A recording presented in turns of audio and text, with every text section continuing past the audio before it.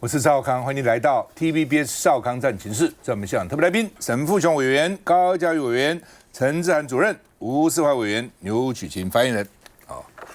好吧，伊朗总统第一次松口了，说他愿意结束战争。但是之前伊朗曾经提出3个条件了，不过他现在还是坚持说，你们说打就打我们，又要保证以色列跟美国不会打我们，要写在法律上。当然这也是个说辞了，写在法律上有什么用呢？对川普来讲，写在哪里也没用啊。他干嘛就干嘛，你以后美国总统一定会比川普好吗？不会遇一个比他更蛮横，很难讲。我看现在的世界，你看很多国家的元首都很特别的不是一般人的好吧？这个前提要法律保障但不管怎么样了，至少也表达说，好吧，有前提，也愿意和平，愿意停战。伊朗总统说，你要不打我们就停战不打我们才可以，但是呢，你打我们，因为前2天这个他的学校被炸了，他就说我要炸你们的这个小心你们的教育机构小心，老师学生最好都离开。然后呢，这2天又说18家美国企业，如果你美国再暗杀我们，我们就报复。因为据说伊朗现在那些头头们都不敢用行动电话，因为用了行动电话就有发射就有讯息就被侦测到就暗杀你然后美国说要和谈。也打你所以呢，伊朗现在不知道你美国人讲话算话不算话呢，所以说你们再暗杀我们，我们的领袖被你们暗杀，我们就去打你们那17家美国企业，因为中东有钱油源所以美国的大企业都要到中东那边去设分公司设机构包括苹果、辉达、脸书、这个 Meta、Google、英特尔、微软、甲骨文，你看看特斯拉然后呢这个。Palantir 思科、惠普、IBM、戴尔、奇异、摩根斯丹利、摩根大通、JP Morgan、波音都在那边所以呢，你再暗杀我就打你们这些公司。不过美国人说我们早就预防好了，知道你们会有这一套那另外呢，这个伊朗高层也有内讧，因为真正能做决定那50几个都被杀掉了，剩下的群龙无首，而且各有各的意见，卫队有卫队的意见。议长有议长的意见，总统有总统的意见但是呢，这个总统说，革命卫队如果再不停火，因为革命卫队要打，你听这个名称，革命卫队，伊朗1个月之内经济也撑不下去了，要崩溃了那另外呢，这个伊朗高层通话外泄，革命卫队不准总统参与和谈以色列说伊朗政权注定垮台，所以他们之间的彼此，以色列也不肯打。也不肯停要打以色列停，纳坦雅胡搞不好也下台了所以呢，这个革命卫队说继续打那另外呢，川普说跟新政权在谈判了，卢比欧证实说伊朗内部出现分歧那另外呢，伊朗革命卫队现在已经找到12岁以上的孩子来参战了，很惨就是打光光了真的蛮惨的你到那个柬埔寨，你去看看柬埔寨街头。现在当然慢慢好一点。很多年以前我去看吴哥窟嘛，路上的几乎没有男人，只有女人，要不然就是小孩。男人都是拐杖，都是断手断脚的，都是这样子。所以打仗打到最后会这么惨。日本那时候打到最后也是很多年轻人被征召去入伍军方证实说不是我们要他们来，他们想保家卫国。那另外呢，美国第3艘美国航空母舰有6000兵力也去增援这个中东。美国国防部长呛伊朗说，我们已经准备好15种地面行动。这样打那样打，空降突击反正有15种那另外呢，川普想对伊朗最后一击重兵打你，但是会不会打成越战这样？美国自顾说，你真的要去地面上去打这个打那个，你至少要准备160万美军，你现在没有，你现在只有5万美军只有5万就剩3个航空母舰加起来也不就是再加15000到18000然后呢，琉球去的这个2500个这个陆战队，然后呢，南卡罗来纳去的2000多个这个空降师，加起来离160万还很远嘛？你哪有那么多人呢？油价涨美国66%美国人希望赶快结束这场战争。你在那边打，你谈你的伟大的理想，我这边立刻我这钱都不够用了，油价涨，物价涨，我怎么办？民调这 Polling Market 这个民调呢，民主党如果把众院拿回来的几率是有85%，很高现在参众院都是共和党的那民主党能不能拿回来？有85%民调会拿回来，参议院几率比较低，52%，参议院比较低一点。我们看一下，一声爆炸巨响。伊朗南部的伊斯法罕上空出现巨大的蘑菇状火球，星火在夜空飞散，周围浓烟滚滚。另一边山区又传来一连串爆炸。以色列军方在社群发文警告德黑兰一处地区居民撤离，但伊朗陷入全面网络封锁，平民根本收不到讯息。Through the night, certain Gulf nations as well were impacted by Iranian projectiles, including hitting an oil tanker off Dubai. We understand that Saudi Arabia intercepted a number of projectiles as well. 尽管川普政府声称谈判进展顺利，中东前线依旧烽火连天。Our strikes are damaging the morale of the Iranian military, leading to widespread desertions. Just last night, we had 200 dynamic strikes alone. 伊朗3个浓缩铀设施，其中一处就在伊斯法罕。去年6月曾遭美军轰炸。赫格塞斯放话，接下来美国火力只会越来越强。President Trump doesn't bluff, and he does not back down. You can ask Khamenei about that. 只是现在却有消息人士指出，赫格塞斯误导川普，在美国对伊朗发动首轮空袭前，没有据实以告战争风险。This sort of briefing would normally include likely economic fallout should Tehran retaliate by closing the Strait of Hormuz, which is eminently predictable. 其他盟友态度谨慎，却反遭川普批评，不愿出手相助。But then instantaneously, what that does is it throws the burden of clearing the Straits of Hormuz onto those who have the greatest need for the resources that are coming through the Persian Gulf. 五角大厦疑似忽略战争潜在后果，也引发外界质疑政府决策透明度与风险评估。蓝将军怎么看？我简单的分析，目前美国对伊朗3个作战目标，如果美军全面投入，或者是全面投入地面作战，我的评论是毫无胜算。第一个作战目标，控制荷姆兹海峡。各位搞清楚，荷姆兹海峡167公里那么长，最宽90几公里，最窄30几公里。光这个海岸线，你要把那些伊朗的据点通通拿下来，还要能控制住，还要不被后面的高山里面所隐藏的无人机、导弹、地面部队攻击，那有多困难？这是控制荷姆兹海峡几乎是不可能的事，所以美军自己的评估都是这样子。第二个作战目标，夺取浓缩铀。我们看2个案例，美国在中东地区投入武装直升机，派特战部队去抢救。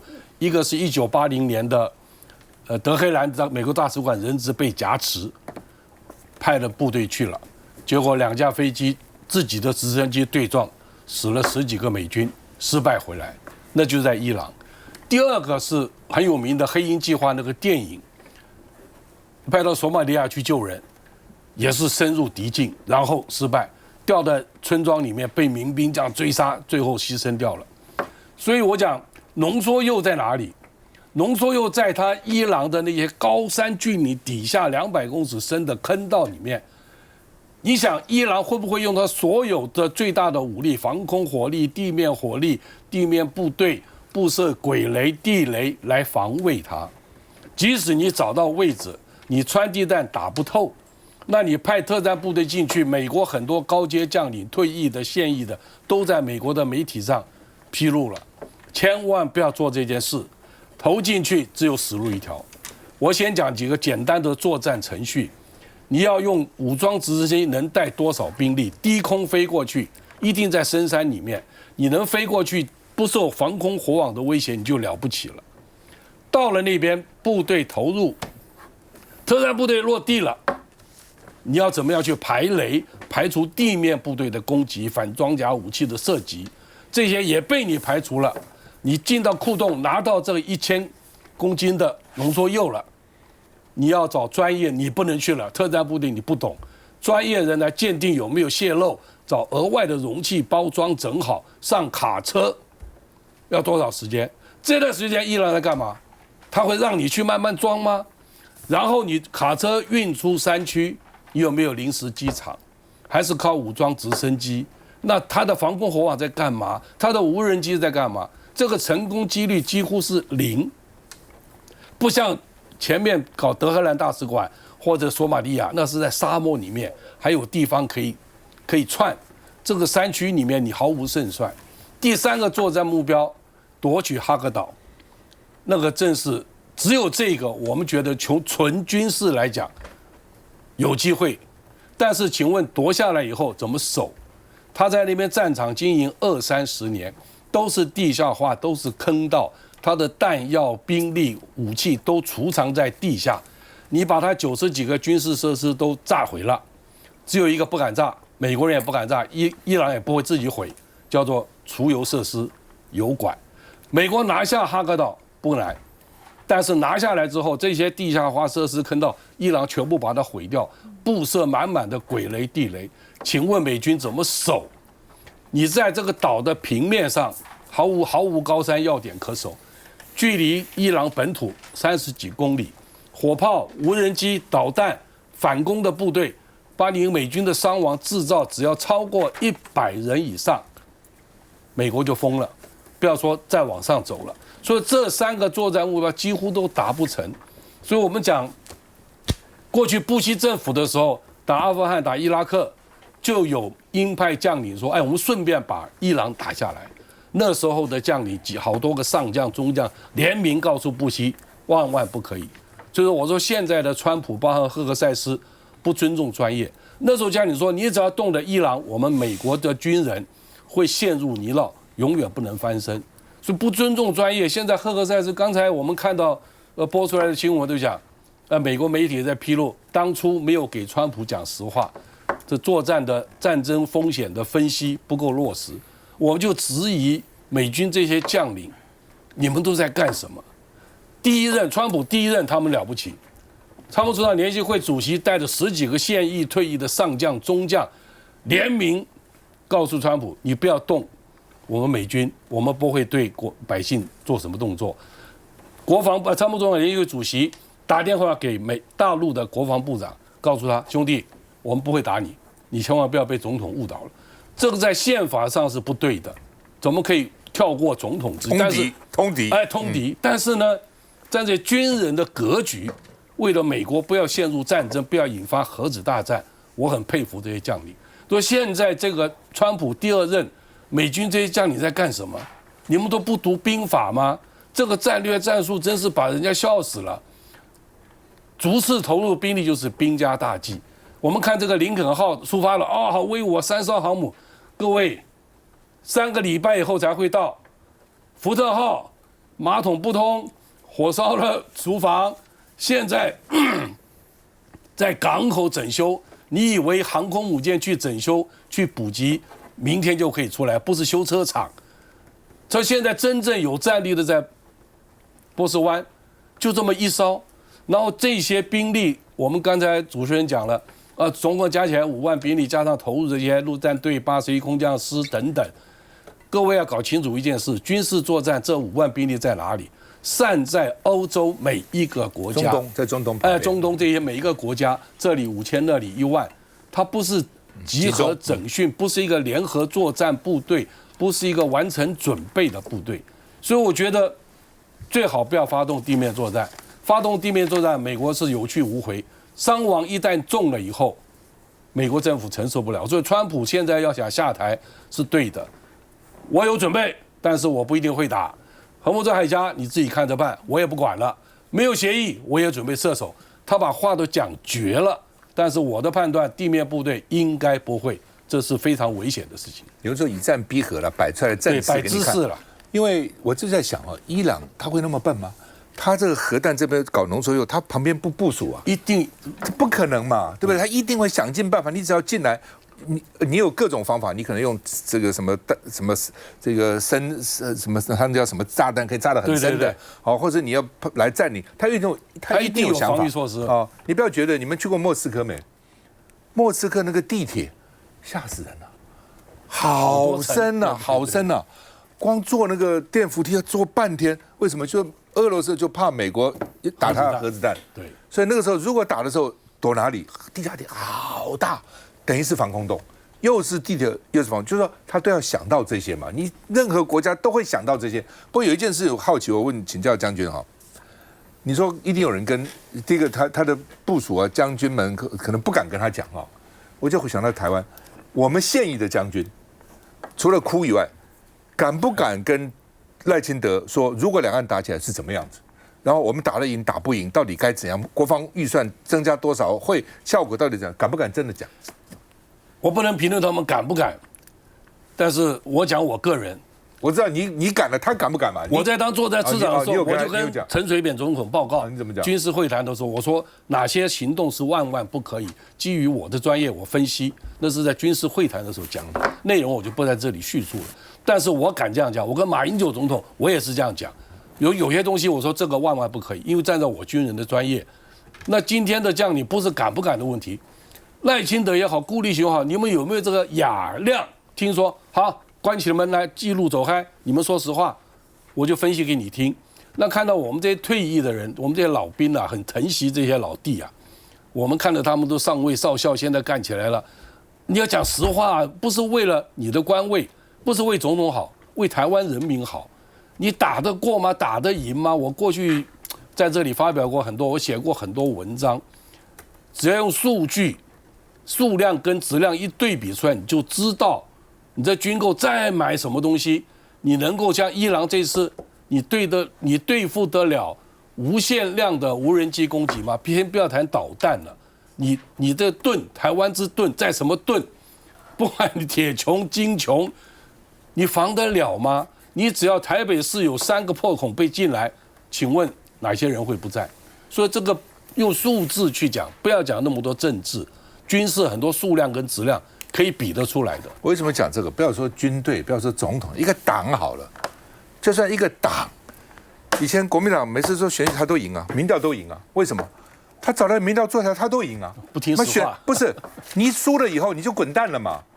我现在听的是我赢，你怎么做民调我输呢？那这些做民调的或者这些什么主工会啊，这些人文工会这些人想说赢，不都赢嘛？为什么？我现在如果说你输，我现在就滚蛋了嘛。等到时候你输了，是你滚蛋，不是我滚蛋嘛？主席滚蛋，选出的是主席滚蛋啊！到最后我看那些骗他的都还在位置上啊，主席滚蛋了，真的。所以你看，包括民进党大罢免，他都赢啊，大罢免说他大成功啊，他做出来都是成功啊。所以大罢免一起都没成功的时候，他们也很惊讶，怎么没有了？为什么？旁边人都骗你嘛！休息一下，给你休息一下再回来。然后在我。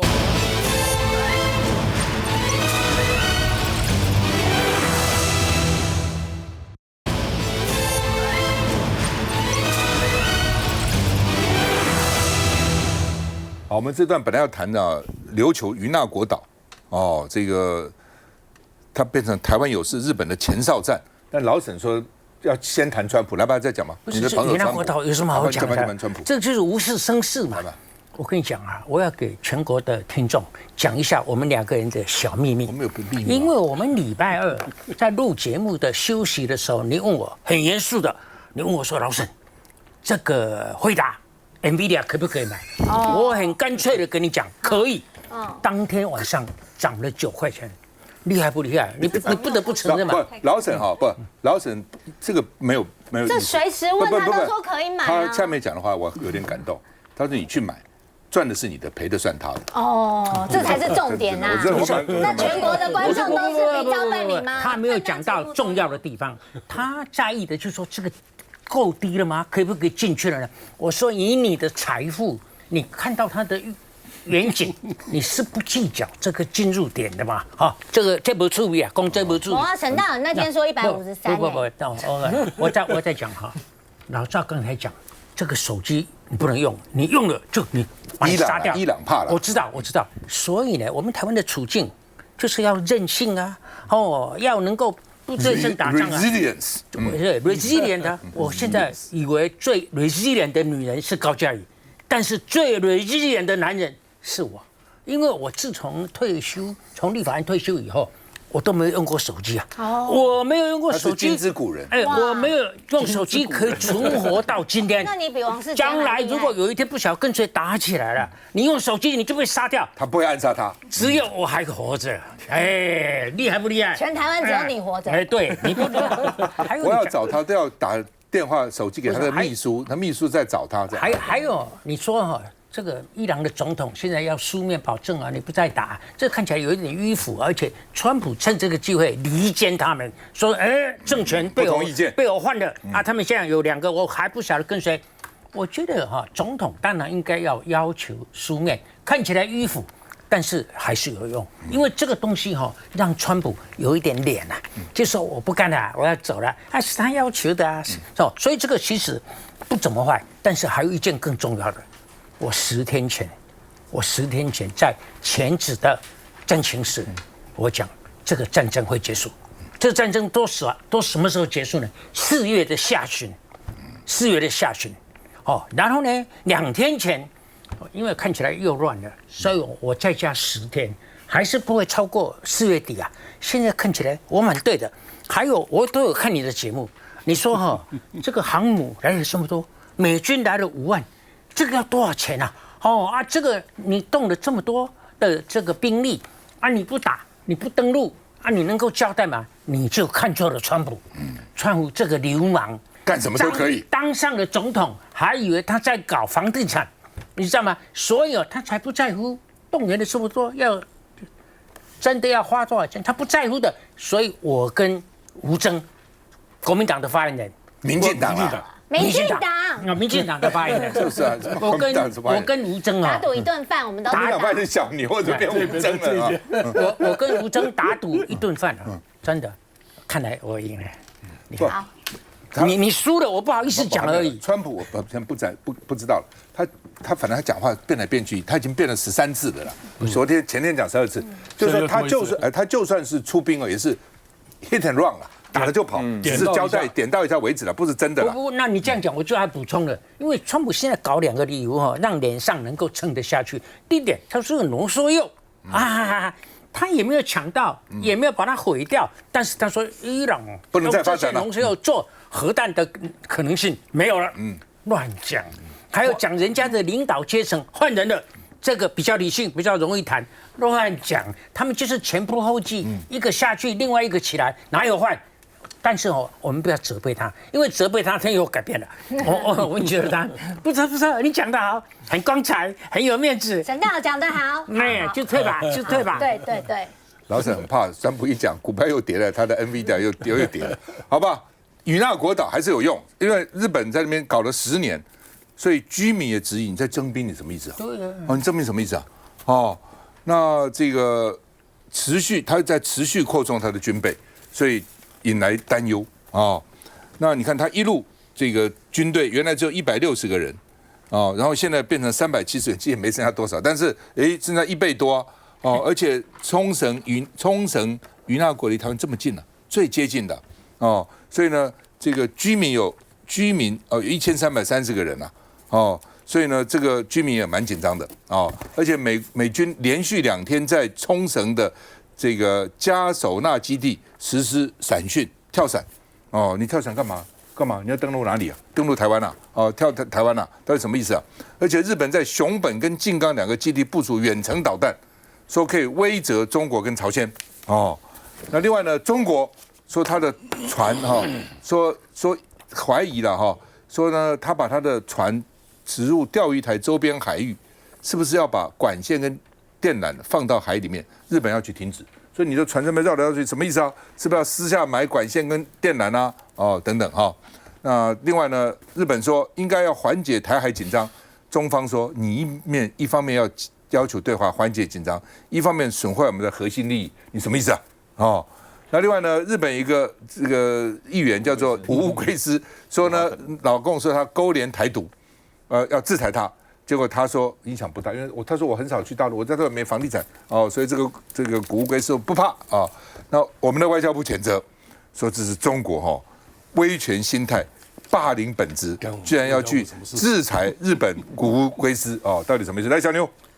这个先从谷物龟司的事情开始讲了，因为他之前是日华肯里面这个很难会嘛，它基本上跟台湾的关系是比较密切、比较友善的。但我也要提醒一下大家，日本国会是很大的，他们里面同样包含自民党在内，也有跟中国大陆走比较近的次团。所以从分工的角度，他们当然也是求取平衡嘛。所以针对他个人的东西，对他个人不会有什么影响，这一点我是不太意外的。那么驻军跟动作的增加，我觉得大家是因应美国的战略收缩，其实在做准备嘛。从东亚的角度来看，日本当然是一个风向球嘛。美国现在就讲说，我不愿意再管全世界这么多的闲事了，但是你们大家都要因应这样子的局势，自己去提升自己的国防支出啊，你们自己要对未来做好准备啊，所以在这个地方有一些多的动作，加强的演训也好，或者是增加了设备也好，我想就不会太意外了。但这样子的一个状况，它同时也显示，因为我讲在东亚，日本可以当成一个风向球嘛。那当这个地方是增加战备等等的时候，难道不表示整个东亚的区域情势其实表面上来讲，其实它是升温的吗？它是紧张的吗？不要忘记了，高市早苗虽然重新解散了国会，然后并且获得了选举的大胜，但并不表示中日问题解决啦。中日问题还是要解决啊，还是要对话，还是要谈判啊。然后这个僵局还是卡在这个地方嘛。所以说，在这样子的一个情况之下，大家真的会觉得东亚的局势是安全的、是稳定的吗？那在这样的一个情况之下，难道我们只剩下对抗一条路吗？我觉得这也是大家要去思考、要去警觉到的事情嘛。所以到了最后，你觉得日本有没有尝试跟北京方面要重新用对话的方式解决？有嘛？但你也可以看到中国大陆现在单边主义的色彩越来越强啊，我软的更软，我硬的更硬嘛。该他强势的时候，不管是经济上也好，军事上的消耗也好，或者是外交上的各种动作也好，看起来他们没有要降温的迹象嘛。所以总体来看，如果把日本当成风向球，考量美国的战略收缩，其实未来在东亚局势的不稳定性是提升的，这是大家要注意的事情。接下来再回来。